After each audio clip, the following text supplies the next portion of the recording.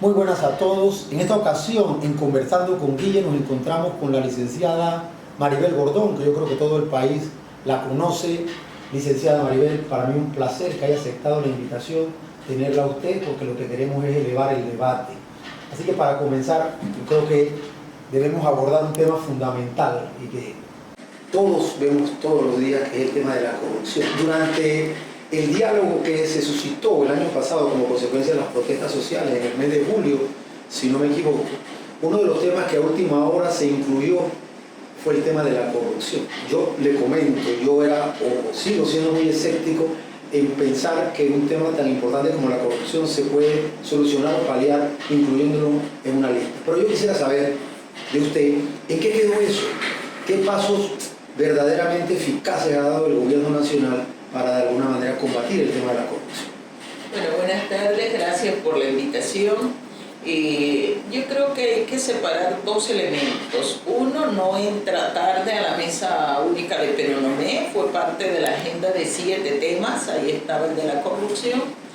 Dos, no se trataba de en una mesa de diálogo corregir la corrupción, que es profunda, galopante y en incremento en nuestro país, sino de poner algunas condiciones que permitieran iniciar un proceso de establecer mecanismos efectivos para corregir el tema que cuesta a la población panameña en términos sociales, que es la corrupción. Y digo que cuesta porque en este país el 20% del gasto social se va en corrupción. Por cada $100, 20 que no se destinan a educación, salud, vivienda, agua potable, infraestructura pública, y además representa el 4% del Producto Interno Bruto. Es decir, es un tema que tiene sus connotaciones sociales en la medida que genera insatisfacción de necesidades fundamentales que deben ser prestadas por el Estado y que no se logran ejecutar. Ya que ha señalado que lo que se buscaba era abordar condiciones para enfrentar el tema de la corrupción, ¿qué se pudo lograr producto de estas conversaciones? Bueno, yo creo que se establecieron algunos mecanismos y principios para iniciar una conversación, un debate real de caras a establecer lo que era la segunda fase de la mesa única de Penonomé, pero indudablemente dos sectores antagónicos a abordar el tema. Uno, indudablemente el gobierno. No quiere que el tema sea abordado con la seriedad que debe ser.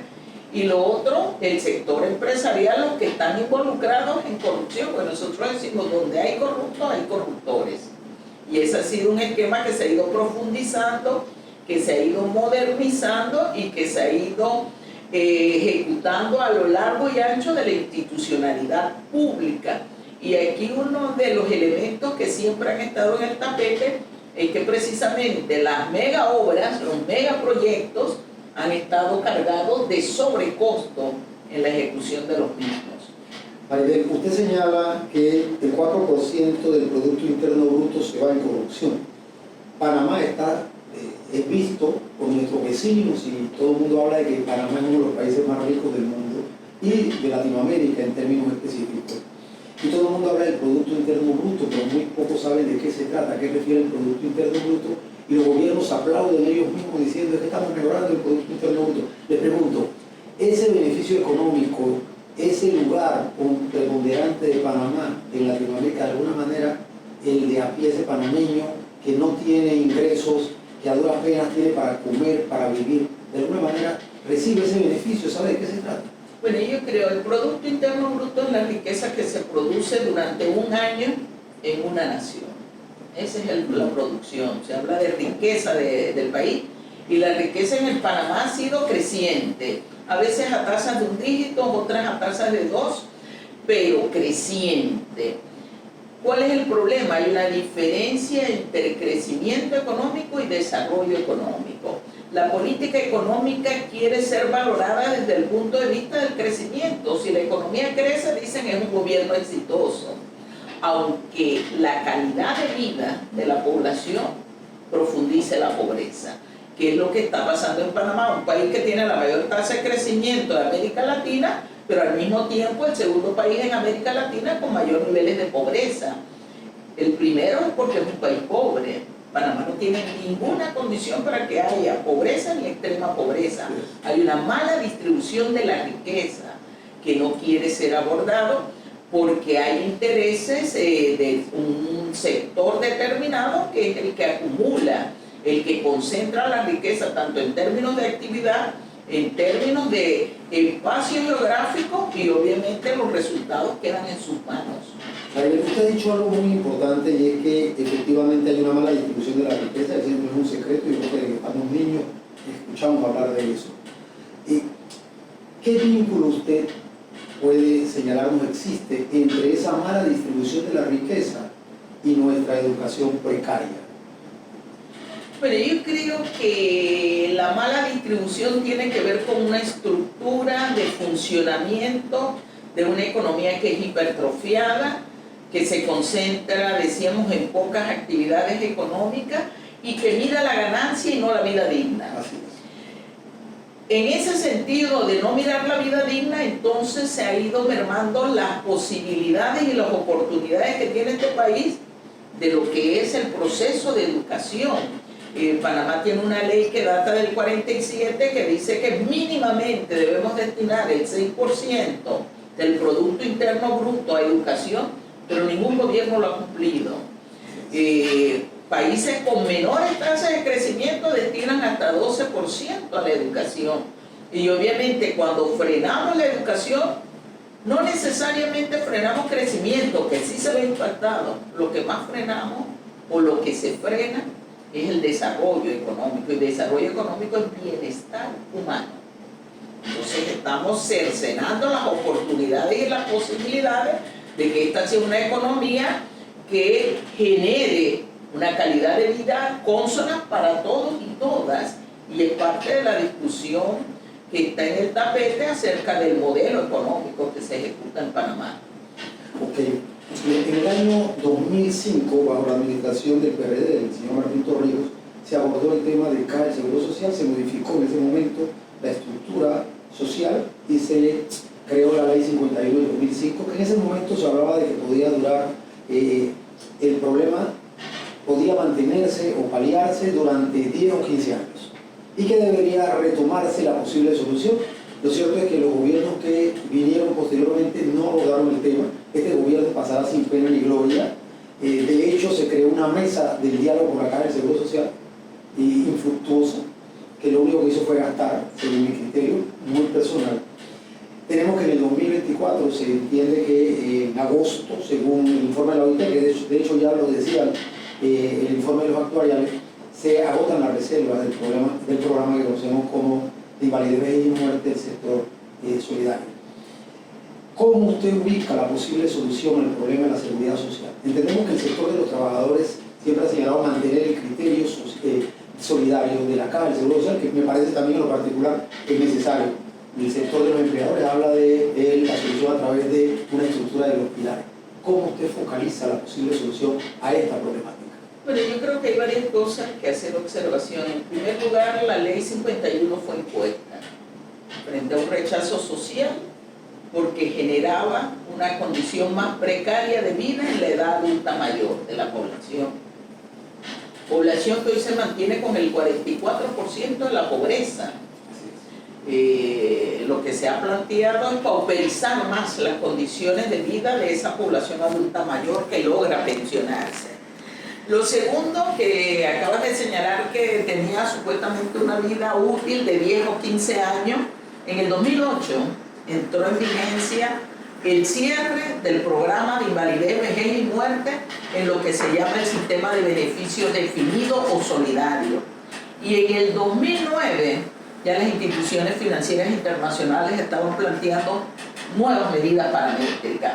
Es decir, y yo participé en esa discusión sobre la seguridad social y lo planteamos. Las medidas paramétricas son recurrentes, no resuelven el problema, profundizan inequidad social y deterioran la condición de vida de la edad adulta mayor. La OIT, el informe actual, dice lo que se realizó técnicamente desde el punto de vista actuarial en el 2005 fue incorrecto. Y nosotros lo habíamos advertido. Pero querían imponer la paramétrica y la privatización de los fondos del programa Invalidez, Vejez y Muerte en el contexto solidario. Yo creo que eso es necesario que la población lo conozca como una estructura de lo que se ha estado planteando. Hoy se insiste en que hay que generar cambios al programa de invalidez, vejez y muerte. Ahora quieren ir más allá, dice el solidario no, las cuentas individuales tampoco, y están hablando de crear pilares, 3 estructuras de pilares, el no contributivo, el contributivo y los que tienen más allá de las posibilidades de aporte a la seguridad social. Nosotros hemos hecho los cálculos para los 3 pilares. El no contributivo, estoy condonando a una población a vivir en la extrema pobreza en la edad adulta mayor. Porque se habla de 160 o menos como posibilidades contributivas de parte del Estado. El que sería el segundo pilar, que donde estaría la mayoría de la población, están planteándose tasas de referencia que están muy por debajo de la actual. La tasa básica de reemplazo hoy es del 60%, se está proponiendo 40%. Si hoy el 44% de los pensionados son pobres, imagínense a una tasa básica de referencia de 40%. Cuando usted hace los cálculos, que son cálculos programados a una tasa de interés donde usted va acumulando, las diferencias son hasta de 30% menos de lo que se iría con un pilar solidario. Y el otro elemento, y eso es un tema largo en el cual nosotros nos hemos ido especializando, estudiando, pero la otra referencia que se hace sobre el particular es la necesidad de impulsar esta política, pero lo que no se dice es que hay otro elemento que está en juego, y es este caminar sistemático de la política dirigido a la privatización de los fondos. Acabas de señalar que en agosto del 2024 se acaban los fondos y que eso lo sustenta el estudio actuarial de la OIT. El estudio actuarial de la OIT dice estas proyecciones son en base al status quo actual y con la data que ha sido cuestionada que entrega la Caja del Seguro Social.